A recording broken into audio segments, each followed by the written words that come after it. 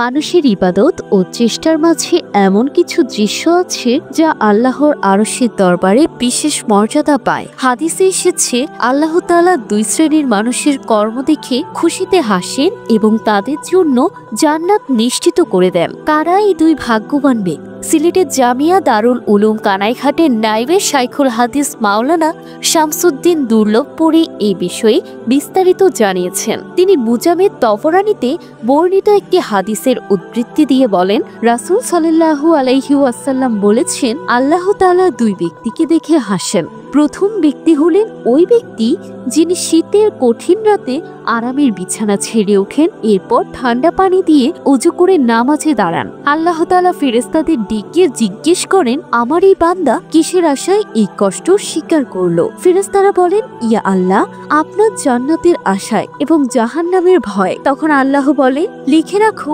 সে যা চেয়েছে আমি তাকে তা প্রদান করলাম এবং যা থেকে ভয় করেছে তা থেকে নিষ্কৃতি দিলাম।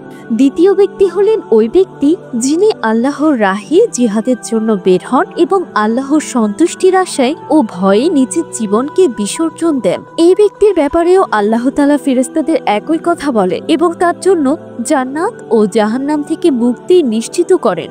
ইসলামী স্কলার শায়খ আহমদুল্লাহ এই প্রসঙ্গে বলেন, দুনিয়াতে কারো কোনো আচরণে যদি আল্লাহ হাসেন তাহলে আখিরাতে ওই ব্যক্তির থেকে আর হিসাব গ্রহণ করা হবে না, অর্থাৎ তারা বিনা হিসেবে জান্নাতে যাবেন। তবে অবশ্যই মনে রাখতে হবে, আল্লাহর হাসি কোনোভাবেই মানুষের হাসির মতো নয়। যেমনটি কোরআনে বলা হয়েছে, কোনো কিছুই তার সাদৃশ্য নয়। মোল্লা আলী কারি রাদিয়াল্লাহু তাআলা বলেন, আল্লাহর হাসির উদ্দেশ্য হলো তার চূড়ান্ত সন্তুষ্টি। জানাতুল তাহসিন, ডেস্ক রিপোর্ট, সকালবেলা।